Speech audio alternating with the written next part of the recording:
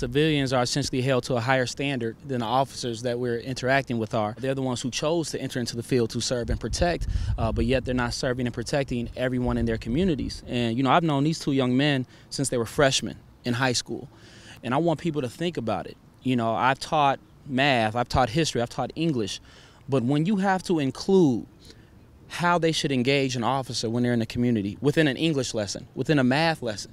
Like, we have to go beyond academics when I'm working with young black men, young black women, young black they, whoever they may be, because of the situations that we face. And you mentioned earlier that the city has doled out over $600 million in settlements.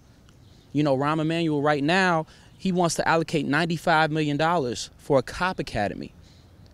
But we don't have $1 million for our youth. Like, this is the future right here. This is who we should be investing in. And as a teacher, every day, it eats away at me when I have to look into their eyes and see that fear. When I have to look into their eyes and I understand that they don't feel like they belong in the communities that they're raised in. So it's a huge issue at hand. And generally, no one but, you know, organizers that are on the ground, you know, are really speaking to it and really talking about the issues. You know, we have a mayoral, you know, race coming up. You know, there's about, I think, 10 candidates, you know, vying for, you know, Rahm's seat. But he honestly has a good chance to win because we have so many people that are still in their bubbles. They look outside and they don't have to experience this. But what gets me is, I don't know if you ever met people that say that, oh, you know, I support Black Lives Matter, you know, I'm about the movement, but my uncle's racist as hell. Or, you know, like every cookout we have or every family reunion, I have a racist uncle, a racist auntie, and they just hate black people. They hate Hispanic people. They hate the immigrant population. They hate Muslims. Hell, they hate themselves. But have you ever, again, attacked your privilege, made yourself uncomfortable, and confronted that? Hey, you know what I'm saying? So many people I talk to about that, dog, dead ass, like they don't. I'm they like, don't. Perpetuating the shit. Exactly. Exactly. And they make people comfortable.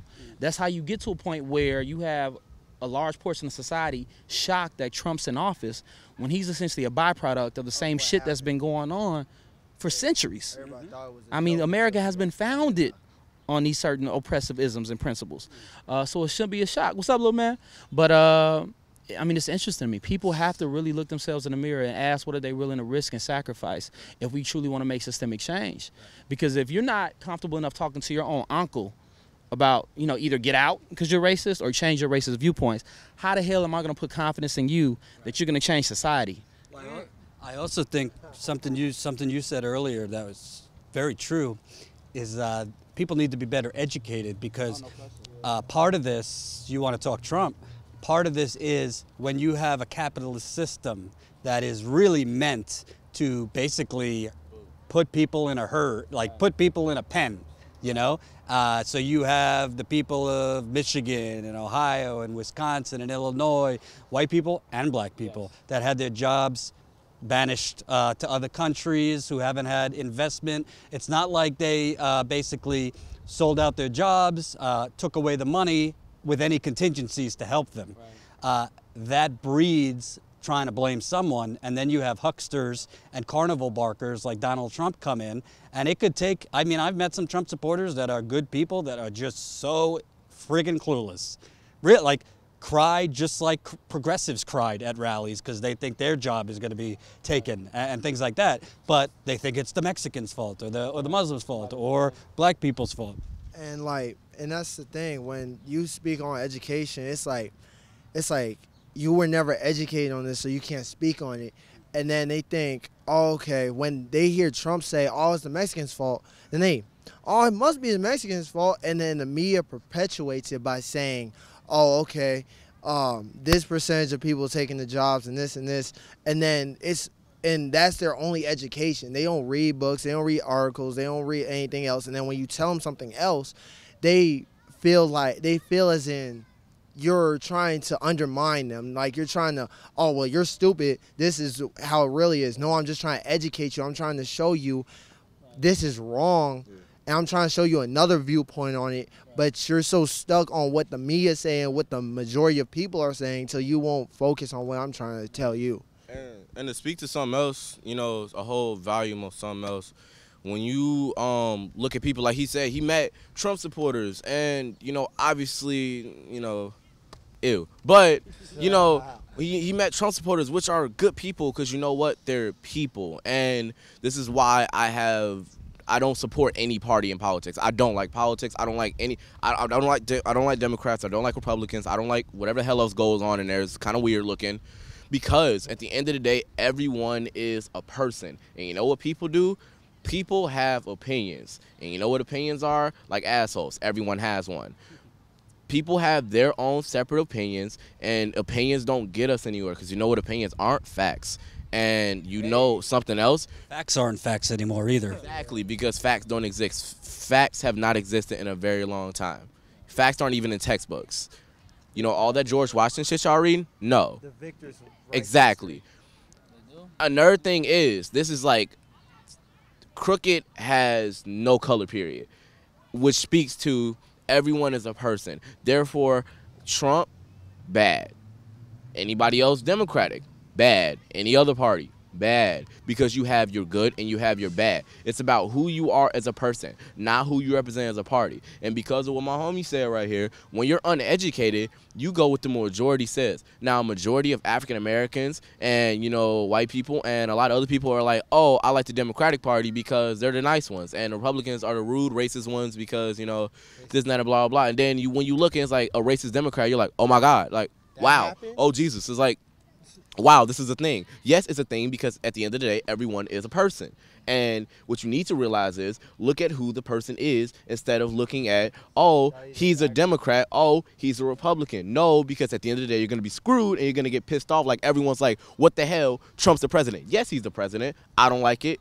The person recording this probably doesn't like it. The person holding the mic doesn't like it. My homie, my teacher, no one likes that. But you know what? No one looked and said, wow, Trump is actually just a billionaire and he's feeding off of making money off of other people. So you thought him running the country was going to be any different? No.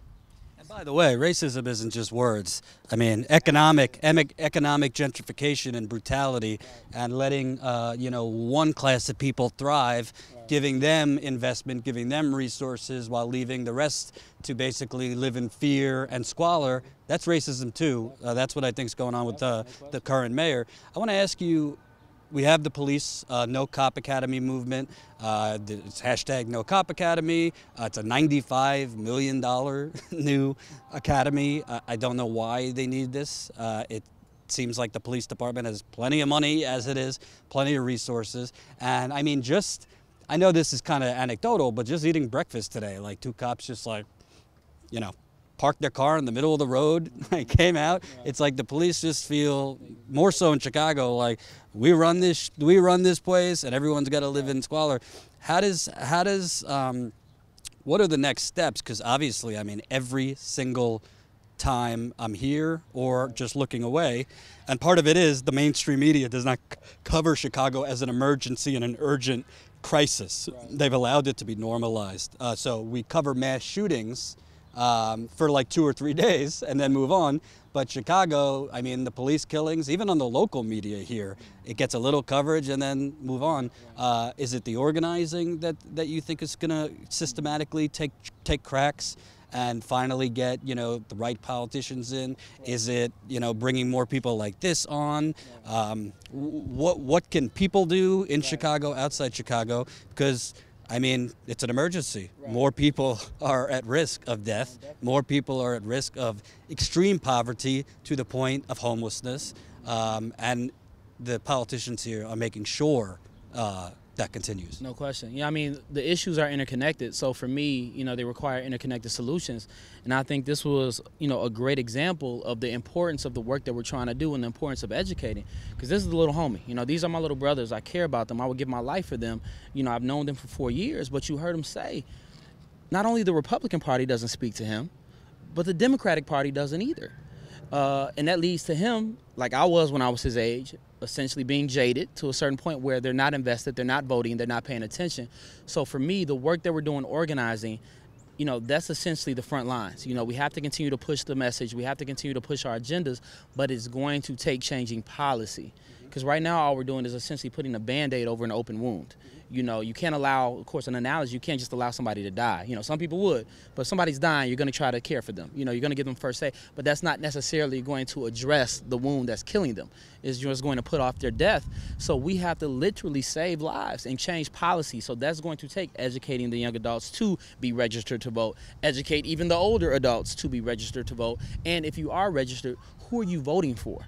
Because again, the majority of our Democrats, the majority of the Republicans, it's about the economy. It's the economy, stupid. And by keeping us divided, they're winning. You know, they're taking these money from the corporations. They're taking money from banks. They're taking money from these top 1% of individuals that want to maintain the bottom. So, you know, part of the education strategy is, you know, to white individuals, to whoever calls themselves an ally in any situation, we have to understand at the end of the day it's the economy. Who was it? Was it Lyndon B. Johnson that said if you could convince a white man, a poor white man, that he's better than a black man, he'll empty his pockets for you? So they keep us segregated. And he launched a war that Right, killed exactly, a you know? shit ton of black people. Like, it's the economy. Like, y'all need to look up if you haven't. You know, Chicago, we rep Fred Hampton, you know, the Black Panther Party. Did y'all know that, like, the Black Panthers actually worked with an organization called the Young Patriots? Yeah, I So you remember had those. poor white individuals collaborating with the Black Panther Party because they realized we both not eating. You know what I'm saying? We both got ramen on the table and we're struggling.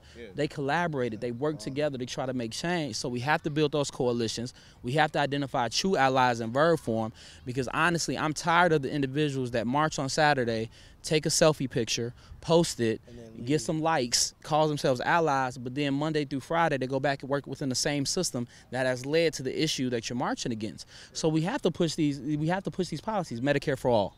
You know, housing is a human right. We have to, you know, look at why minimum wage isn't tied to inflation. You know, we need a living wage. We have to, you know, ask so many of these questions that exist, but we need you. You know, and I'm going to challenge y'all. Are you registered to vote? No, not yet. See, and I'm going to challenge you this year. You have to be registered to vote. Okay. And they benefit from you being apathetic, from you being jaded. They benefit from that because that's how they maintain power. They've set up a society and a system where you're like, fuck it.